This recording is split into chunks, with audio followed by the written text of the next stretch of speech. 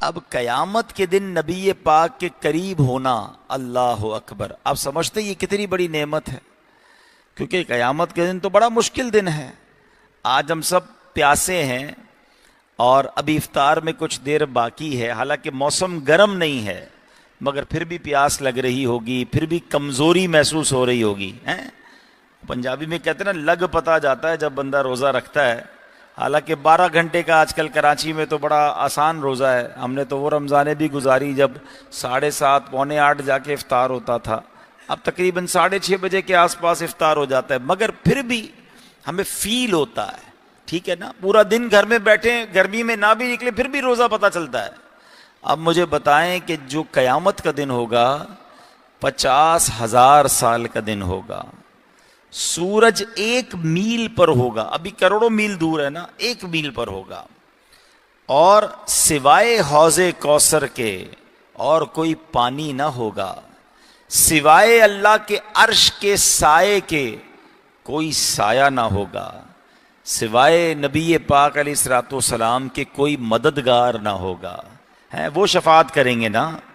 اب بتاؤ، ایسے خطرناک اور اتنے مشکل دن، جو نبی پاک علیہ الصلوۃ والسلام کے قریب ہو گیا اس کے تو کام بن جائیں گے نا، اس کی مشکلیں تو آسان ہو جائیں گی، مگر جو نبی پاک سے دور ہو گیا، 2 حدیثیں سناؤں گا۔ پہلی حدیث ہم نے کیا سنی کہ میرے سب سے نزدیک وہ ہوگا جس نے سب سے زیادہ درود پاک پڑھے ہوں گے قیامت کے دن۔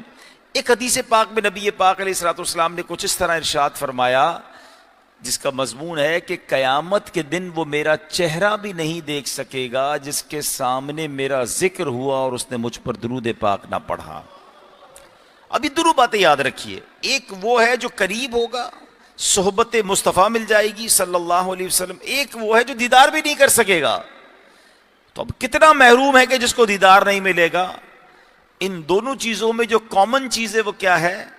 ایک درود پڑھنے والا ہے، ایک ذکر مصطفیٰ صلی اللہ تعالی علیہ وسلم سن کر بھی درود نہ پڑھنے والا ہے۔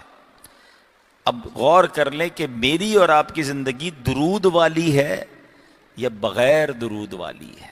قیامت کا دن ہم سب نے فیس کرنا ہے، تو آج پہلا رمضان ہے نا، آج سے نیت کر لیں کہ انشاءاللہ اب روزانہ کثرت کے ساتھ درود پاک پڑھیں گے انشاءاللہ۔ اب درود پاک میں کمزوری نہیں آنی چاہیے، کثرت کے ساتھ پڑھتے چلے جائیں۔ اللہ مجھے بھی اور آپ کو عمل کرنے کی توفیق عطا فرمائے۔ ایک بار محبت کے ساتھ درود پاک پڑھ لیں، صلو علی الحبیب صلی اللہ تعالی علی محمد صلی اللہ علیہ وسلم۔ آج میں انشاءاللہ قرآن مجید فرقان حمید سے ایک ایسا واقعہ آپ کو سنانا چاہتا ہوں جو آپ نے ہو سکتا ہے پہلے بھی کئی بار سنا ہوگا، اور چونکہ پہلا روزہ ہے تو میں نے سوچا کہ قرآن پاک کی سب سے بڑی سورت، اور جو بالکل شروع میں آتی ہے سورہ فاتحہ کے بعد دوسری سورت ہی وہ ہے، اور وہ سورہ بقرہ ہے، ٹھیک ہے، ون آف دا بگیسٹ سورت آف قرآن۔ پہلے تو یہ سمجھ لیں کہ رمضان نزول قرآن کا مہینہ ہے، رمضان اور قرآن کو بڑی خاص نسبت حاصل ہے۔ شہر رمضان الذی انزل فیہ القرآن، اللہ قرآن میں کیا فرماتا ہے؟ رمضان کا مہینہ، what is the introduction of Ramadan? کون سا مہینہ؟ انزل فیہ القرآن، جس میں قرآن نازل کیا گیا، یعنی رمضان کا تعارف ہی قرآن ہے، سمجھیے بات کو۔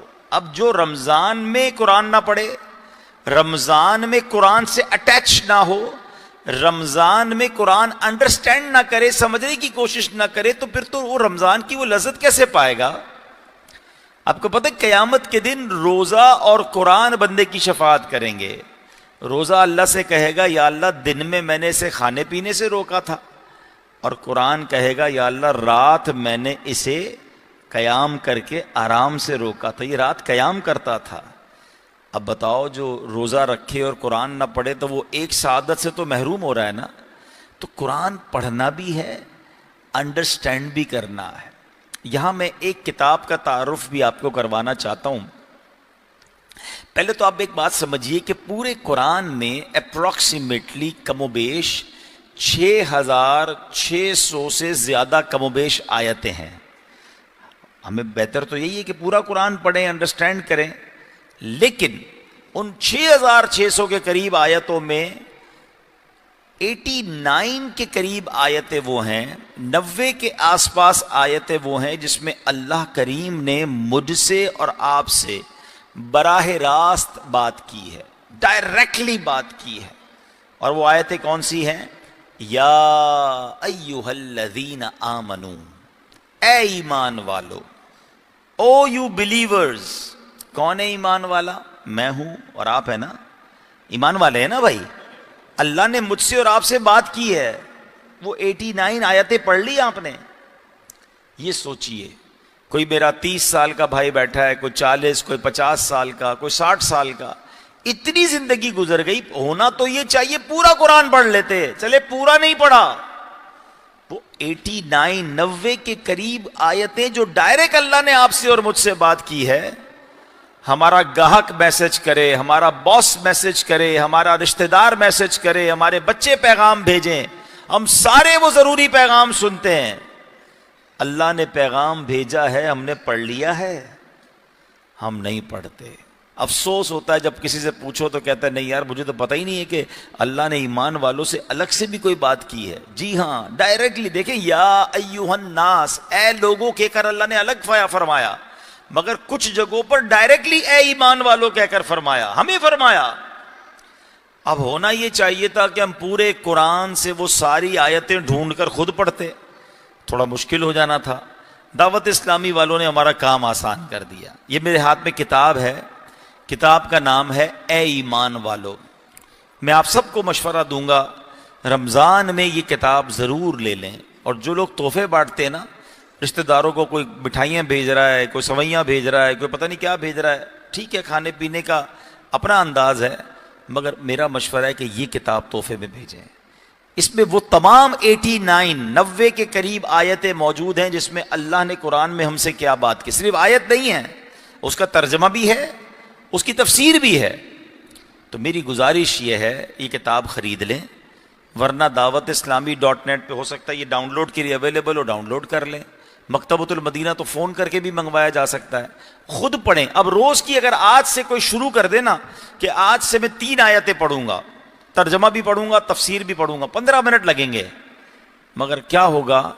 رمضان ختم ہوگا، آپ کی پوری 90 آیتیں 89 آیتیں ہو جائیں گی. آپ اسی رمضان کے بعد یہ کہہ سکیں گے کہ میں نے وہ آیتیں پڑھ لی ہیں جو اللہ نے مجھ سے بات کی ہے. تسلی ہوگی نا یار. پھر عمل کرنا اور بات ہے، ایٹ لیسٹ پڑھ تو لو. وہ بھی ٹائم نہیں ہے ہمارے پاس. تو امید کرتا ہوں کہ اللہ کرے لائیو بھی مجھے سننے والے سن رہے ہیں. یہ بڑی کمال کی کتاب ہے، اسے پڑھیں، حاصل کریں، تقسیم کریں اور علم حاصل کریں. اب میں آج آپ کو قرآن پاک کی سورہ بقرہ کا جو مین واقعہ ہے وہ سنانا چاہتا ہوں. بقرہ کہتے ہیں گائے کو، ٹھیک ہے. عربی میں بقرہ یہ وہ والا بقرہ نہیں ہے جو ہم اردو میں بقرہ کہتے ہیں. یہ قاف کے ساتھ با قاف را ہا، بقرہ، اس کے معنی ہے گائے. اب اتنی بڑی قرآن کی سورت اور اس کا نام گائے کے نام پہ کیوں رکھا گیا؟ یہ بڑی کمال کا واقعہ، اللہ کی قدرت کا شاندار اس میں نظارہ ہے. اور یہ کون سی گائے تھی؟ یہ دنیا کی سب سے مہنگی گائے تھی. The most expensive cow in this world, یہ وہ والی گائے تھی. ماجرا کیا ہوا کہ بنی اسرائیل میں ایک بڑا نیک اور صالح بزرگ تھے. ان کا ایک بچہ تھا جو نابالغ تھا. اب اس بزرگ کے پاس، اس نیک بندے کے پاس مال میں فقط ایک چھوٹی سی بچھیا تھی. ابھی بڑی گائے نہیں بنی تھی، ایک بچھیا تھی. ان بزرگ نے کیا کیا کہ دیکھا بچہ چھوٹا ہے، سنبھال نہیں سکے گا. ایک جنگل میں گئے اور اللہ کی بارگاہ میں دعا کی کہ اللہ یہ گائے میں تیرے سپرد کرتا ہوں، جب بیٹا بڑا ہو جائے تو اے امانتوں کو سنبھالنے والے میرے بیٹے کو یہ گائے واپس لوٹا دینا. اللہ کے بھروسے وہ گائے اس نے جنگل میں چھوڑ دی کہ میں تیری امانت میں دیتا ہوں. کچھ دنوں کے بعد ان کا انتقال ہو گیا. بچہ ابھی چھوٹی عمر تھی. اب تھوڑے عرصے کے بعد وہ بچہ بڑا ہو گیا، جوان ہو گیا. تو اس کی ماں نے کہا کہ بیٹا تمہارے والد نے تمہارے لیے ایک امانت چھوڑی اللہ کی بارگاہ میں، جاؤ اور جا کر جنگل کے پاس جا کر دعا کرنا تو انشاءاللہ وہ تمہیں جو ہے وہ مل جائے گی گائے واپس. بچہ تھا بڑا نیک. اس کی روٹین کیا تھی کہ وہ ماں کی بڑی خدمت کرتا تھا. وہ سارا دن لکڑیاں کاٹتا تھا جنگل سے, اور اس نے اپنی کمائی کے 3 حصے کیے ہوئے تھے. وہ کیا کرتا تھا کہ 1/3 1 تہائی اللہ کی راہ میں صدقہ کرتا تھا, 1 تہائی اپنی ماں کو دے دیتا تھا, یعنی تیسرا حصہ, اور 1 حصہ اپنی ذات پہ خرچ کرتا تھا. اور رات کے بھی 3 حصے کیے تھے. 1 حصہ عبادت کرتا تھا, 1 حصہ آرام کرتا تھا, اور 1 حصہ ماں کی خدمت کرتا تھا. دن تو سارا دن لکڑیاں کاٹتا تھا, نیکوکار بھی تھا, صدقہ بھی کرتا تھا. اب جب اس نیک بچے کو ماں نے کہا نا کہ بیٹا جاؤ جنگل میں اور جا کر اللہ سے دعا کرو تو تمہاری وہ تمہیں گائے مل جائے گی, تو دعا کیا کرنی تھی؟ اے ابراہیم اور اسماعیل اور حضرت اسحاق علیہم السلام کے خدا, تو میرے باپ کی سونپی ہوئی امانت مجھے واپس دے دے. اور اس بچیا کی نشانی یہ ہے کہ وہ پیلے رنگ کی ہے, ماں کہتی ہے, اور اس کی خال اس طرح چمک رہی ہوگی گویا سورج کی کرنیں اس سے نکل رہی ہیں. سن کر لڑکا جنگل میں گیا, جا کر دعا مانگی. ایسا ہی ہوا, ایک گائے دوڑتی ہوئی اس کے پاس آ گئی, بڑا خوش گھر لے آیا. ماں نے کہا بیٹا اب ایسا کرو, بازار میں جاؤ اور بازار میں اس کو 3 دینار میں فروخت کرنا, لیکن کسی گاہک کو میرے مشورے کے بغیر مت دینا. وہ بچہ بازار میں گیا, ایک گاہک آیا, اس نے کہا کتنے کی دینی ہے؟ تو کہا 3 دینار کی. کہا نہیں, میں تمہیں 3 دینار سے زیادہ دوں گا مگر تم کسی سے مشورہ مت کرو, گائے مجھے دے دو. وہ کہتا نہیں, ماں سے وعدہ کیا ہے, ماں کے مشورے کے بغیر تو تمہیں گائے نہیں دے سکتا. تو اس نے کیا کیا, واپس آیا, ماں کو کہا میں ایک بندہ آیا تھا, پیسے زیادہ دے رہا تھا مگر کہتا تھا مشورہ نہ کرو. تو ماں نے کہا بیٹا مجھے وہ فرشتہ معلوم ہوتا ہے, تم دوبارہ جاؤ اسی سے پوچھو بیچوں کہ نہ بیچوں. یہ بچہ پھر گیا اور جا کر اس نے اس سے مشورہ کیا کہ آپ ہی بتا دیں میں یہ گائے سیل کروں, بیچوں یا نہ بیچوں. تو اس نے کہا بیچنا نہیں, واپس جاؤ اپنے پاس رکھو, کچھ لوگ تمہارے پاس آئیں گے اس گائے کو لینے کے لیے, تم نے اس گائے کی قیمت یہ طلب کرنی ہے کہ اس کے چمڑے میں, یعنی جتنا اس کا وزن ہے نا, اس چمڑے میں جتنا گوشت ہے وہ نکال لیں, اس پورے چمڑے میں سونا بھر کر دو گے تو گائے دوں گا. ہے نا عجیب بات, اتنا گولڈ کون دیتا ہے بھائی گائے کے بدلے, جتنا گائے کا وزن گویا اتنا ہی سونا. مگر فرشتے کا مشورہ تھا, گھر آیا, ماں کو بتایا, کہا ٹھیک ہے. اب اللہ کی شان دیکھیں کہ اس کا انتظام اللہ نے کیسا کیا. اس زمانے میں ایک بہت ہیوی ویٹ سمجھتے, بہت مالدار اس زمانے کا بلینر تھا, اس کا نام تھا عامیل. اس بزنس مین کو اسی کے چچا کے بیٹوں نے, کزنز نے قتل کر دیا, اور رات سناٹے میں جا کر لاش پھینک دی. صبح ہوئی تو اب قاتل کی تلاش شروع ہوئی کہ کس نے مار دیا اتنے بڑے آدمی کو. ہیں اب کوئی قتل کا سراغ ہی نہ ملے. ڈھونڈتے ڈھونڈتے یہ لوگ پھر حضرت موسیٰ کے پاس آئے. حضرت موسیٰ کا ایکچولی وہ زمانہ تھا. تو حضرت موسیٰ سے آ کر کہا کہ وہ اتنے بڑے جو بزنس مین تھے, اتنے بڑے تاجر تھے, مالدار تھے, اس کو کسی نے مار دیا ہے, ہمیں پتہ نہیں چل رہا قاتل کون ہے. تو حضرت موسیٰ نے کہا اچھا ایسا کرو کہ ایک گائے ذبح کرو, اس کی دم یا زبان اس لاش پر مارو, وہ لاش خود ہی کھڑے ہو کے بتا دے گی کہ مجھے کس نے مارا ہے. سمپل فارمولا حضرت موسیٰ علیہ السلام نے دے دیا تھا کہ گائے ذبح کر کے اس کی دم یا اس کی زبان اس لاش پر مارو تو یہ کھڑی ہو جائے گی اور اپنا قاتل کا پتہ بتائے گی. اب میں یہاں تھوڑا سا بریک لیتا ہوں. میں آپ سب کے چہرے دیکھ رہا ہوں, ماشاءاللہ مسجد بھری ہوئی ہے, آپ سب بڑی توجہ سے مجھے دیکھ رہے ہیں. Everybody is going very interesting. سب کو مزہ آ رہا ہے کہ یار یہ واقعہ کیا ہے, آگے کیا ہوگا. تو یہی تو قرآن ہے. غور سے پڑھیں تو ایسے 100 سے زیادہ واقعات ہیں. لوگ پتہ نہیں کون کون سی کہانیاں پڑھ رہے ہیں, بچوں کو پڑھا رہے ہیں. بھائی اپنے بچوں کو بٹھا کر قرآن کے واقعات سناؤ نا. اب سنو کیا ہوا. اس قوم نے ڈائریکٹلی حضرت موسیٰ کا حکم مانتے اور جا کے گائے ذبح کرتے, ان کا مسئلہ حل ہو جانا تھا. انہوں نے کہا نہیں ہمیں بتائیں گائے کیسی ہو.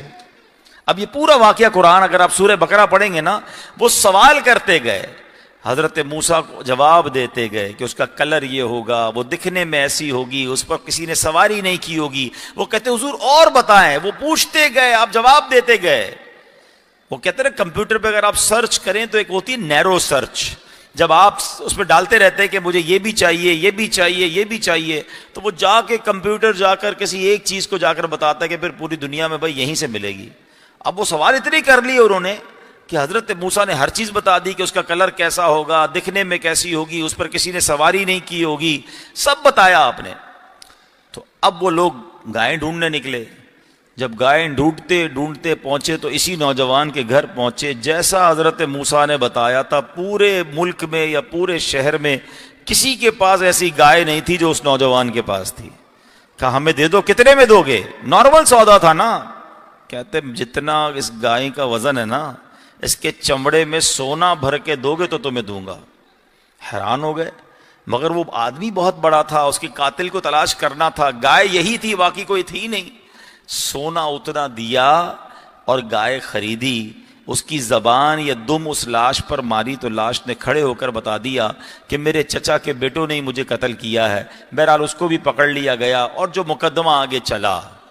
مگر اس پورے قرآنی واقعے سے جو سیکھنے کو ملا، جو میرا ٹاپک ہے آج کا، وہ ٹاپک کیا ہے کہ قرآن کے اس واقعے سے سبق کیا مل رہا ہے۔ پہلے ہی سب سے بڑی سورت ہے، سیکنڈ سورت آف قرآن اور دا بگیسٹ سورت آف قرآن میں قرآن میسج کیا دے رہا ہے؟ دو تین باتیں بڑی کمال کی ہیں۔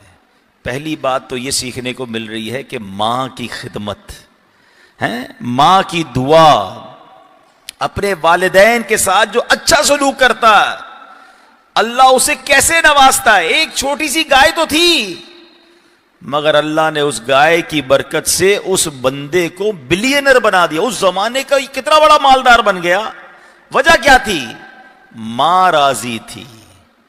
تو پتہ یہ چلا کہ ماں باپ کی دعائیں ساتھ ہوں تو غریب کو بھی اللہ بہت زیادہ مال و دولت اور دنیا کی عزت عطا فرما دیتا، اور ماں باپ جس کے ناراض ہوں، ہم نے دیکھا ہے کہ بندہ اربوں پتی ہو، کروڑوں پتی ہو، برباد ہونے میں دیر نہیں لگتی ہے۔ پہلی بات قرآن کا یہ پیغام لے کر جاؤ کہ زندگی میں ہر چیز پیسہ نہیں ہوتی۔ دنیا والوں کے لیے ٹائم، ماں کے لیے ٹائم نہیں، والد کے لیے ٹائم نہیں۔ اس بچے نے کیا کیا تھا؟ 3 حصے کیے اپنے ٹائم کے، ایک حصہ آرام کرتا، ایک حصہ عبادت کرتا، اللہ کی بارگاہ میں بھی حاضر ہوتا تھا، اور ایک حصہ ماں کو دیتا تھا۔ پیسے کے حصے کس طرح کیے؟ 3 حصے کیے، ایک حصہ اللہ کی راہ میں، ایک حصہ اپنی ذات پر، ایک حصہ ماں پر خرچ کرتا تھا۔ آج کا نوجوان ماں باپ کو کہتا ہے پیسے میرے ہیں، آپ کے تھوڑی ہیں، میں نے کمائے ہیں، کتنے دوں آپ کو، بار بار مانگتے ہو۔ یہ نہ کرنا، میرا جو کچھ ہے وہ سب میرے ماں باپ کا ہے۔ ہاں، پھر دوسری بڑی بات اس واقعے سے جو سیکھنے کو مل رہی ہے کہ اس نیک بندے نے کتنا مال چھوڑا تھا؟ بتاؤ نا، کیا کروڑوں اربوں روپے چھوڑے تھے؟ نہیں، ایک بچیا آج کے حساب سے چند ہزار روپے کا مال چھوڑا تھا، اس زمانے میں تو چند روپوں کا یہ مال ہوگا، مگر حلال تھا نا۔ اس حلال کے چھوڑے ہوئے مال میں اللہ نے کتنی برکت ڈالی کہ اس کی اولاد کو اللہ نے کہاں پہنچا دیا۔ یہ ان تمام ماں باپ کے لیے درس ہے جو کہتے بچوں کے لیے زیادہ چھوڑ کر جانا ہے، میں نے زیادہ پیسے بنانے، اور اس میں نہ حرام کو دیکھتے ہیں نہ حلال، حرام کی تمیز ہی ختم کر دی۔ یہ نہیں سوچتے کہ یار حرام کما کر زیادہ چھوڑ بھی گیا تو یہ حرام تو میرے بچوں کے لیے بھی سزا کا باعث بنے گا، میرے لیے بھی سزا کا باعث بنے گا۔ تھوڑا ہو، حلال ہو، اللہ اس پہ برکت ڈال دیتا ہے۔ تو زیادہ کے چکر میں نہ پڑیں۔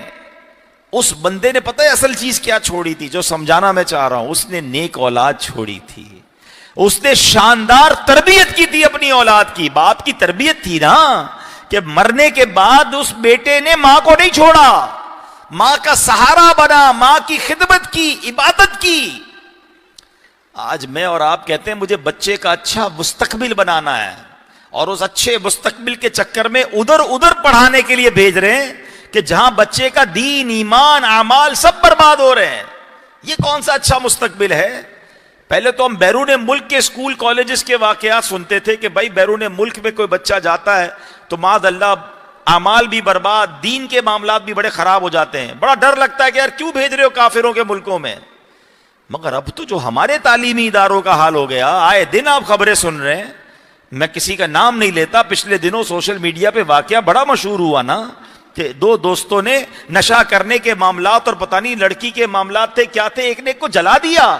اور یہ پہلی بار نہیں ہوا ہے، ہر تھوڑے دنوں بعد آپ یہ کون ہوتے؟ اسکول کالج کے پڑھنے والے، کہاں سے یہ نشہ مل رہا ہے، کہاں سے یہ سپلائی ہو رہی ہے؟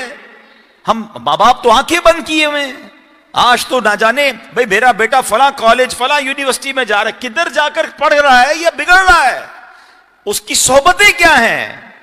یہ بوائے فرینڈ گرل فرینڈ جو کلچر بڑھتا جا رہا ہے, اور جس طرح یہ کو ایجوکیشن میں شرم نہیں آتی ان ماں باپ کو جو اپنے بچوں کو, جوان لڑکی کو جوان لڑکے کو ایسے اسکول میں بھیج رہے ہیں لڑکا لڑکی ساتھ بے پردہ بیٹھے ہوئے ہیں. یار آپ مجھے بتائیں, دو تار ملیں گے تو اسپارک تو ہوگا نا. آپ سوچ نہیں رہے, اب کیا کر رہے ہیں اپنی اولاد کے ساتھ, ان کی آخرت کے ساتھ بھی کھیل رہے ہیں. خدا کے واسطے سب سے بڑی دولت یہ ہے کہ میں دنیا سے جاؤں تو میرا بچہ نیک ہو, میرا بچہ نمازی ہو, میرا بچہ دیندار ہو. اس سے بڑا کوئی آپ نے سمجھ لے وراثت نہیں چھوڑی ہے. آپ اربوں روپے چھوڑ کے جائیں اور اولاد ہی نیک نہیں ہے, شرابی ہے, بعد اللہ برے کام کرنے والی ہے, وہ سارے آپ کے پیسوں کو عیاشی میں لٹا کے برباد کر دیں گے. اور آپ کو اللہ نہ کرے کہیں قبر میں بھی مارنا پڑے. سب سے پہلے توجہ اس بات پر دیں, بہترین مال یہ ہے کہ ہم اپنی اچھی اولاد کی تربیت کریں. تھوڑے سے پہلے بھی میرا یہاں بیان تھا, میں نے ایک جملہ کہا تھا, کچھ نہ کر سکو نا تو کم از کم اپنے بچے کو 5 وقت کا نمازی بنا دینا. ہوگا کیا کہ میرا بیٹا 5 وقت رکوع اتحیات کے عالم میں قبلہ رو باوضو ہو کر ہر روز کئی بار اللہ کی بارگاہ میں یہ دعا کرے گا, ربنا اغفر لی ولوالدی وللمؤمنین یوم یقوم الحساب. یہ اصل سرمایہ ہے نا, کہ میں مر جاؤں میری اولاد روز باوضو ہو کر اللہ کی بارگاہ میں میرے لیے دعا کرے. مگر آج دنیا کے بہت سارے معاملات سکھانے ہیں, ہمیں دین نہیں سکھانا ہے. تو یہ سورہ بقرہ کا پیغام ہے کہ اچھی تربیت چھوڑی, اللہ نے تھوڑے مال کو بڑھا دیا. حلال چھوڑا, اللہ نے اس تھوڑے حلال میں بہت ساری برکت ڈال دی. بچے نے ماں کا ادب کیا, اللہ کریم نے اس ماں کی دعاؤں کی برکت سے بچے کو کہاں سے کہاں پہنچا دیا. تو اے میرے پیارے اسلامی بھائیوں, قرآن کی سب سے بڑی سورت پکار کر یہ پیغام دے رہی ہے کہ حلال کمانا ہے, بچوں کی اچھی تربیت کرنی ہے. اور بچوں کے لیے پیغام اس صورت میں یہ ہے کہ کبھی اپنے ماں باپ کو نہیں ستانا ہے, اپنی ماں باپ کی دعائیں لینی ہیں. تمہیں انشاءاللہ آخرت کے دنیا اور آخرت میں ترقی سے کوئی نہیں روک سکتا. اللہ کریم سے میں دعا کرتا ہوں کہ مولا کریم ہمیں اپنے ماں باپ کی خدمت کرنے کی توفیق عطا فرمائے. اللہ کریم ہمیں روزانہ کچھ نہ کچھ قرآن پڑھنے کی توفیق عطا فرمائے. تو آج نیت کریں انشاءاللہ کہ آج پہلا روزہ ہے, آج سے انشاءاللہ آخری رمضان تک روزانہ پابندی سے قرآن پڑھیں گے بھی اور سمجھیں گے بھی انشاءاللہ. اللہ پاک عمل کرنے کی توفیق عطا فرمائے. اب انشاءاللہ افطار کا وقت قریب ہے, تو افطار سے پہلے انشاءاللہ ہم دعا کریں گے. صلو علی الحبیب. یا الہی ہر جگہ تیری عطا کا ساتھ ہو, جب پڑے مشکل شہ مشکل کشا کا ساتھ ہو. یا الہی نامۂ اعمال جب کھلنے لگے, عیب پوشے خلق ستارے خطا کا ساتھ ہو. الحمدللہ رب العالمین والصلاة والسلام على خاتم النبیین یا ارحم الراحمین یا ارحم الراحمین یا ارحم الراحمین. یا ربنا یا ربنا یا ربنا یا ربنا یا ربنا یا اللہ یا رحمان یا رحیم. اللہم ربنا آتنا فی الدنیا حسنة وفی الآخرة حسنة وقنا عذاب النار وقنا عذاب القبر وقنا عذاب الحشر وقنا حساب المیزان. اے رب کریم ہم سب کا جمع ہونا اپنی بارگاہ میں قبول فرما. ہم سب کے تمام صغیرہ کبیرہ گناہوں کو معاف فرما، ہمارے ماں باپ کی، نبی پاک علیہ الصلوۃ والسلام کی ساری امت کی بخشش فرما۔ اے کریم ہمیں نیک بنا دے، پرہیزگار بنا دے، ہمارے آج کے روزے کو اپنی بارگاہ میں قبول فرما لے۔ اے اللہ پورا رمضان ایسی صحت دے، ایسی ہمت دے، سارے روزے رکھنے میں کامیاب ہو جائیں، ساری تراویحاں بلکہ ساری نمازیں ہمیں با جماعت ادا کرنے کی توفیق عطا فرما۔ اے اللہ افطار کا وقت ہے، ہر روز افطار کے وقت 10 لاکھ گناہگار بخشے جاتے ہیں، میرے مولا جو بخشے جانے والوں میں ہم سب کا نام لکھ دے، ہمارے ماں باپ کا نام لکھ دے، ہمارے بھائی بہنوں کا نام لکھ دے، ہمارے بیوی بچوں کا نام لکھ دے۔ اے اللہ نبی پاک کی ساری امت کی بخشش فرما دے۔ اے کریم ساری دنیا کے مسلمانوں پر مہربانی فرما، رحم فرما، فلسطین کے مسلمانوں کی غیب سے مدد فرما۔ اے اللہ عالم اسلام کا بول بالا فرما، دشمنان اسلام کا منہ کالا فرما۔ اے رب کریم جن بھائیوں نے، جن لوگوں نے یہ مسجد بنائی ہے، اس کو آباد کر رہے ہیں، اے اللہ ان کو دنیا اور آخرت کی برکت عطا فرما۔ جن مرحومین کے ایصال ثواب کے لیے مسجد بنی ہے، اے اللہ ان کو جنت میں اعلیٰ محل عطا فرما۔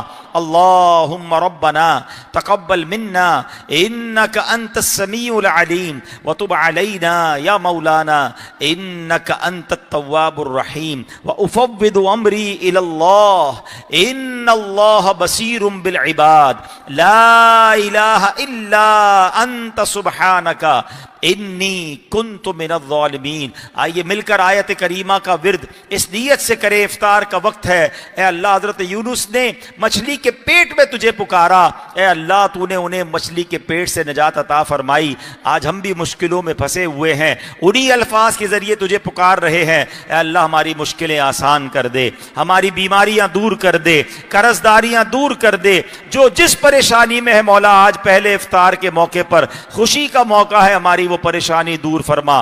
مل کر پڑھیں گے لا الہ الا انت سبحانک انی کنت من الظالمین، لا الہ الا انت سبحانک انی کنت من الظالمین، لا الہ الا انت سبحانک انی کنت من الظالمین۔ ببرکۃ ان اللہ وملائکتہ یصلون علی النبی یا ایہا الذین آمنوا صلوا علیہ وسلموا تسلیما۔ صلی اللہ علی النبی الامی وآلہ صلی اللہ علیہ وسلم صلاۃ و سلاما علیک یا سیدی یا رسول اللہ۔ جب دم واپسی ہو یا اللہ، سامنے ہو روضہ رسول اللہ، اور لب پہ ہو لا الہ الا اللہ محمد الرسول اللہ۔